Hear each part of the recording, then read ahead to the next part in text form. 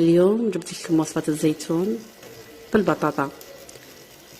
نكون وجدت قدرتي ودرت فيها زيت وحبة بصل متوسطة وقطع الدجاج، نخليهم يتقلاو لمدة 5 دقائق. والزيتون نغليه مرة واحدة، بعد ما يغلي ندير له الماء سخون وندير له مغرف كبيرة فرينة اللي راح تحلو تنحيلو الاسوداد ويرجع الزيتون تاعنا اخضر.